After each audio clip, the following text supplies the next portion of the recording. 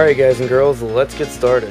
First, let's cover the absolute basics. This is your supply locker. It carries everything you own, from your axes to clocks. You'll be spending a lot of time here, so first off, here's all your ammo types, which refills over time when I'm not playing. I don't know if it happens for you, but it happens for me. Also, weapons will be repaired if you have a working workshop. As you can see, each bullet weighs a certain amount and carries influence. The larger the caliber, the more damage / how much it weighs. Also will increase the influence each bullet has, because every bullet you take is taking protection from the survivors. So that is how the ammunition works. Now to the firearms. These are powerful tools but carry a lot of risk when using. Each weapon has an accuracy level, a sound level, and many others. Each gun has its own weight and its own ammunition type, which you must carry, which will ultimately weigh you down. So, if you're carrying heavy weapons, don't expect to be scavenging much. Also, the higher the caliber, again, more influence, meaning you take a powerful gun, your team will be upset because you took a safety item of theirs, and the morale will go down. Same stuff applies to all melee weapons, only much simpler.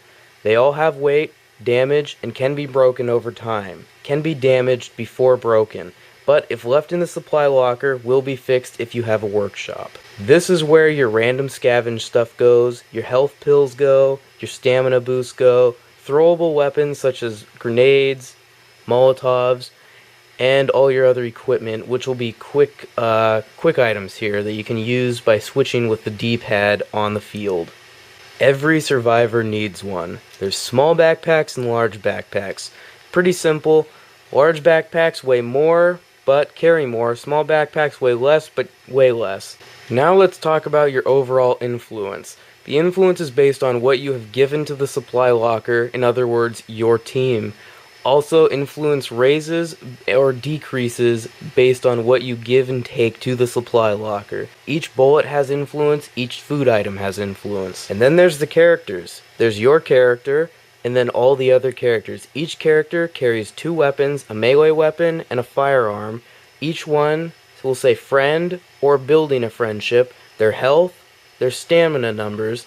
Each one is completely different, and each person has completely individual personalities. Now here's how you check your character's stats, the one you're playing as. There's cardio, which shows a star, which means the level it is, and then the progression bar.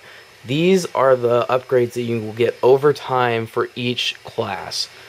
Every time you raise wits, cardio, any of that, it will raise it up to a new level and you will achieve something different, such as being able to sprint for longer periods of time without getting tired, or being able to swing larger weapons faster. And here's a simple one. This is your journal. This contains all of the objectives you've completed.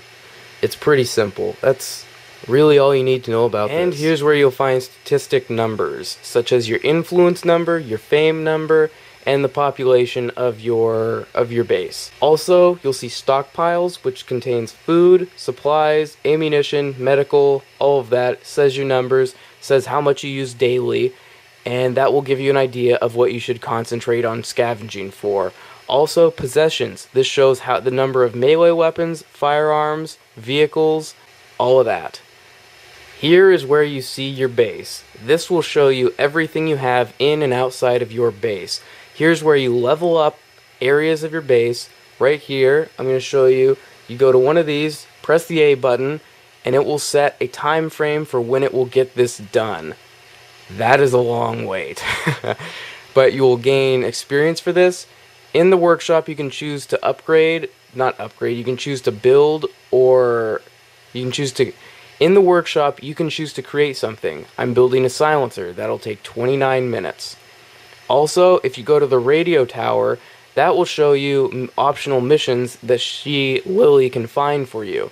You can ask for a medical search, an ammunition search, wow, or a scavenger sort of thing. So, there's basically the tutorial for the menu.